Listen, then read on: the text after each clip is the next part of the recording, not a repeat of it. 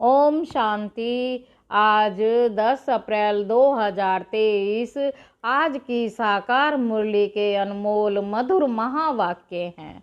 बाबा कहते, मीठे मीठे बच्चे श्रेष्ठ बनने के लिए सदा श्रीमत पर चलते रहो। लक्ष्मी नारायण भी श्रीमत से इतने श्रेष्ठ बने हैं। प्रश्न है, भक्ति में गौमुख का यादगार क्यों बनाया है? उत्तर है, बाबा कहते, क्योंकि संगम पर बाप ने ज्ञान का कलश माताओं के ऊपर रखा है। तुम माताओं के मुख से ज्ञान अमृत निकलता है, जिससे सब पावन बन जाते हैं। इसलिए भक्ति में गौमुख का यादगार बना दिया है। तुम गौ माताएं हो, तुम ही सबकी मनोकामनाएं पूर्ण करती हो, इसलिए यादगार बने हुए हैं। गीत है, नयनहीन को राह बताओ। ओम शांति। बाबा कहते, बच्चों ने गीत सुना। भक्ति मार्ग वाले बच्चे बाप को पुकारते हैं कि हम जो नयनहीन बुद्धिहीन बन गए हैं, हमें राह बताओ। है प्रभु जी याद करते हैं अपने बाप को। उनको परम पिता परमात्मा कहा जाता है। सभी जीव की आत्माएं बाप को याद करती हैं। हम इस पतित दुनिया में बहुत दुखी हैं, दर दर धक्के खाते रहते हैं। जहां भी जाते हैं उनके ऑक्यूपेशन का कुछ भी पता नहीं कि हम किसके पास जाते हैं। शिव के मंदिर में जाते हैं, परंतु उनको पता नहीं कि शिव कौन है। जहां भी जाएंगे जाकर माथा टेकेंगे, जानते नहीं कि वह कौन है, कब आए थे। लक्ष्मी नारायण के मंदिर में भी जाते हैं, लेकिन जानते नहीं। बाबा कहते, लेकिन वे जानते नहीं कि ये कब आए, कैसे राज्य लिया, कुछ भी पता नहीं। देलवाड़ा मंदिर में जाते हैं, वहाँ आदि देव बैठा है, परंतु जानते नहीं ये कौन है। जगत अम्बा के पास जाते हैं, परंतु वह कब आई, क्या किया, कुछ नहीं जानते। सिर्फ जाकर माथा टेकते हैं, प्रार्थना करते हैं, बच्चा दो, यह दे दो, वह दो, जानते कुछ भी नहीं।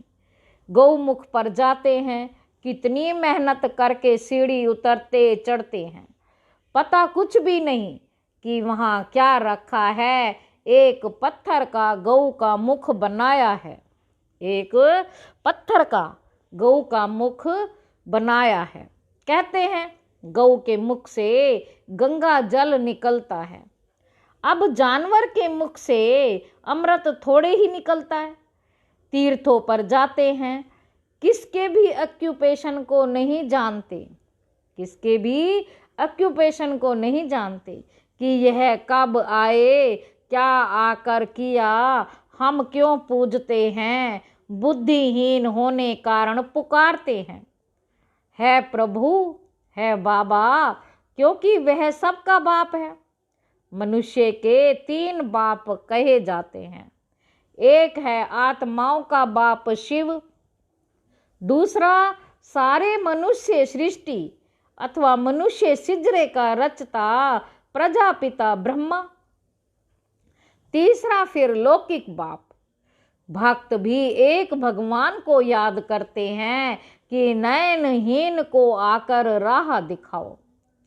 जो हम सदा ऐसे बने। यह कलयुग तो है ही दुख धाम, सतयुग है सुख धाम। और जहाँ से हम आत्माएं पाठ बजाने आती हैं, उनको शांति धाम कहा जाता है। जहाँ से हम आत्माएं पाठ बजाने आती हैं, उनको शांति धाम कहा जाता है। आत्मा को यह शरीर रूपी बाजा अथवा यह कर्मेंद्रियां यहाँ मिलती हैं, जिससे आत्मा कर्म करती है। आत्मा तो है अविनाशी, शरीर है विनाशी। आत्मा है पारलौकिक परम पिता परमात्मा की संतान, शरीर है लौकिक बाप की संतान। आत्मा एक बाप एक ही है, आत्मा का बाप एक ही है। उनको याद करने से वर्षा मिलता है।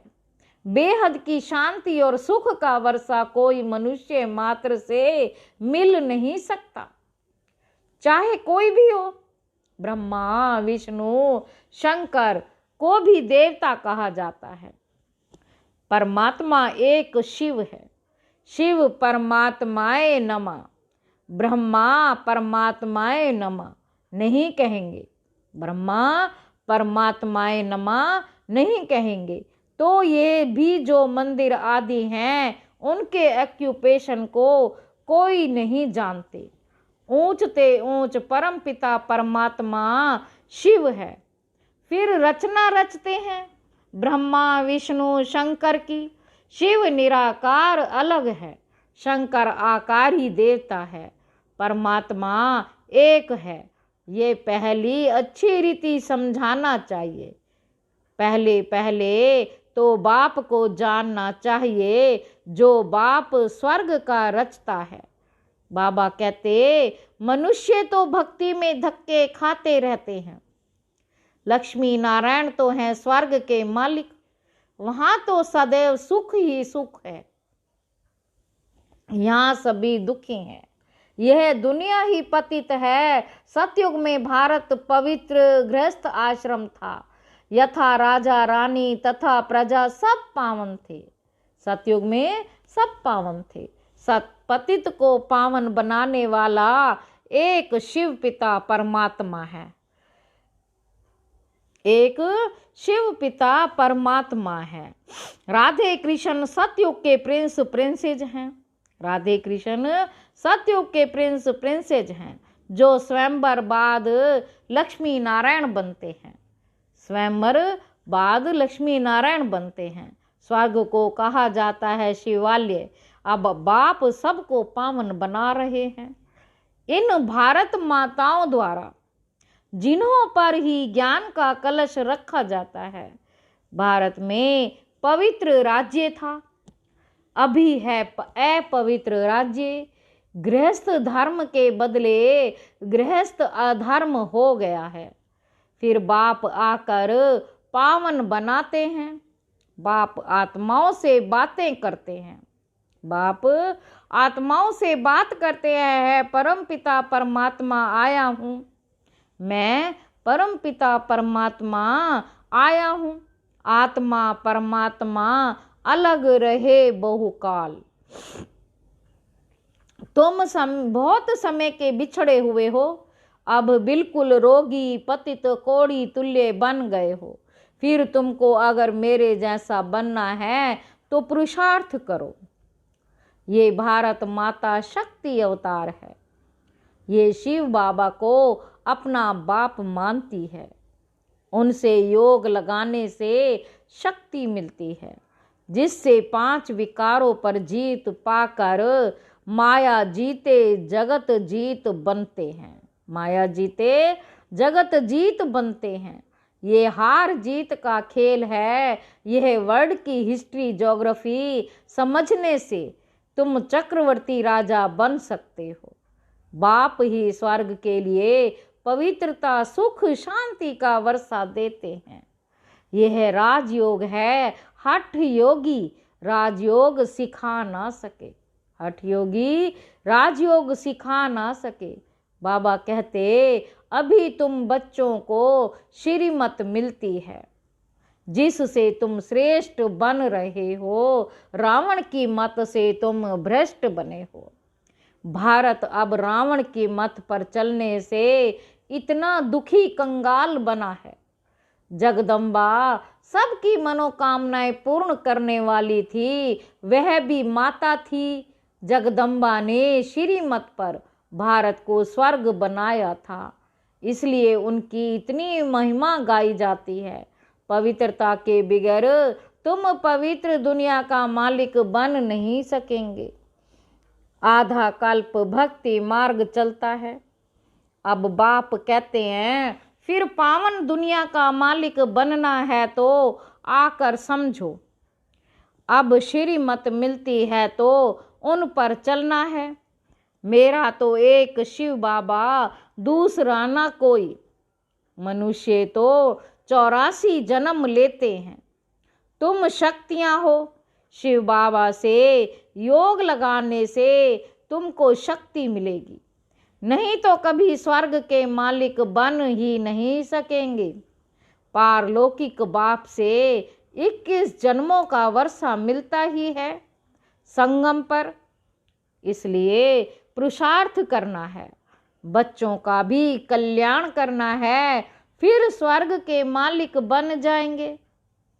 यह राजयोग की पाठशाला है। शिव भगवानोवाच, बच्चे मैं तुमको राजयोग सिखलाता हूँ, जिससे तुम राजाओं का राजा, स्वर्ग के मालिक बनेंगे। सिर्फ बाप को याद करो तो अंत मति सो गति हो जाएगी। बाप सुख धाम में भेज देंगे। बाप कहते हैं मैं ही आकर सबको शांति धाम, सुख धाम में ले जाता हूँ। सतयुग त्रेता में यह भक्ति आदि होती नहीं, वहाँ तो 21 जन्म अथाह सुख हैं। अब बाप कहते हैं इस रावण पर जीत पहनो। विकार के लिए शादी करना अपनी बर्बादी करना है। परम पिता परमात्मा ने ऑर्डिनेंस निकाला है कि पवित्र बनो तो जगत का मालिक बनेंगे। इस दुख धाम से शांति धाम, सुख धाम में चलना चाहते हो तो यह बातें समझो। बाबा कहते तुम जानते हो सिवाय बाप के कोई भी मनुष्य को भगवान कहना रोंग है। भगवान है ही एक।